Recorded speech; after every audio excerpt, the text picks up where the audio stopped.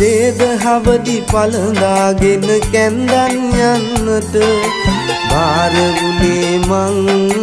කන්ද විහාරෙට දිවුරලබෝ මළුවේදි මට කියා පන්නගෝ තව ඔබ ගැන හිතේ තියන් ඉන්නද නංගෝ කන්දේ හැපිලා හඳ මුලා කළා